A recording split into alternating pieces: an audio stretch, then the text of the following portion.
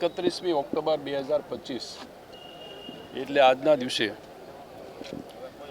અખંડ ભારતના પ્રણેતા લોહ પુરુષ અને ગુજરાતના પનોતા પુત્ર એવા સરદાર વલ્લભભાઈ પટેલ જેમની 150મી જન્મ જયંતિ એટલે રાષ્ટ્રીય એકતા દિવસ આજે આખા દેશમાં ઉજવી રહ્યા છે।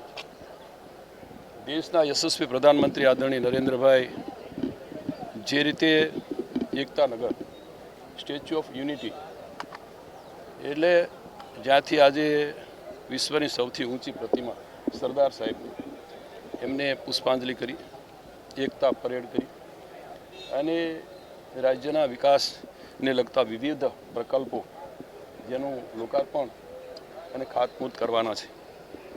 એવા પ્રસંગે અમે પણ અહીંયા રાજકોટના અમારું જિલ્લાનું વહીવટી તંત્ર, અમારા જિલ્લાના સંગઠનના માનનીય પ્રમુખશ્રીને સૌ, અમારા સન્માનની ધારાસભ્યો, અમારા સન્માનની સાંસદો, જિલ્લા પંચાયત, તાલુકા પંચાયતના પ્રમુખ અને પ્રતિનિધિઓ અને શહેરના પ્રતિષ્ઠિત સૌ સમાજના આગેવાનોની ઉપસ્થિતિમાં અમે આજે અહીંયા બહુમાળીની બાજુમાં ચોકમાં જ્યાં સરદાર સાહેબનું સ્ટેચ્યુ છે ત્યાં અમે સૌએ સાથે મળીને પુષ્પમાલા અર્પિત કરીને સાથે રન ફોર યુનિટી એટલે એકતાના પ્રતીકના ભાવરૂપે અમે અહીંયા રેસકોર્સ પૂરા રિંગ રોડ પર સૌ આગેવાનો અને સંગઠનના અને અધિકારી પદાધિકારીની ઉપસ્થિતિમાં એક રેસકોર્સના રાઉન્ડ મારીને આ અમે એકતાનું પ્રતીક બતાવ્યું છે।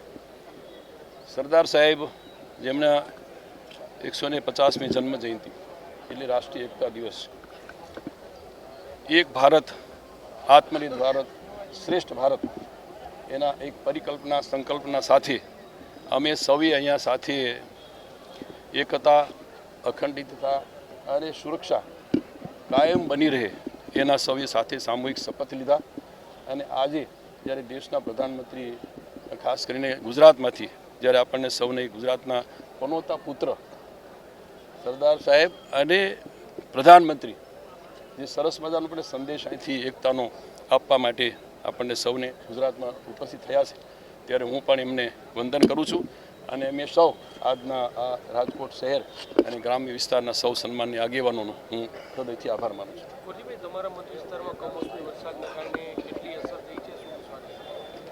આમ તો મેં 2 દિવસ પહેલાં ટેલિફોનિક બધાની સાથે સંપર્ક કર્યો હતો। આજે હું મારા વિસ્તારમાં દરેક ગામમાં, મોટાભાગના ગામડામાં હું જવાનો છું। વરસાદને કારણે સ્વાભાવિક મગફળી, કપાસમાં નુકસાન થયું છે। એના માટે જે કંઈ નુકસાનીના સર્વે માટે રાજ્યના માનનીય મુખ્યમંત્રી અને કૃષિમંત્રી બંને આદેશ આપી દીધો છે। વહેલામાં વહેલી તકે બંને ટેકનિકલ મુદ્દાઓ ધ્યાનમાં રહી અને જરૂર પડે તો ફિઝિકલી લોકોને મોકલીને એની ટીમો પણ બનાવી દીધી છે।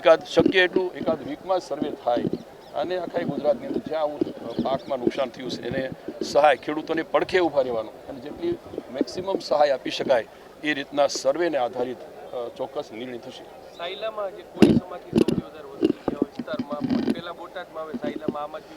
અમારા જસદણમાં કોળી સમાજની વસ્તી, આખા ગુજરાતમાં સૌરાષ્ટ્રમાં મોટાભાગના તાલુકામાં કોળી સમાજની વસ્તી છે। ના, એનાથી કોઈ અસર ન થાય।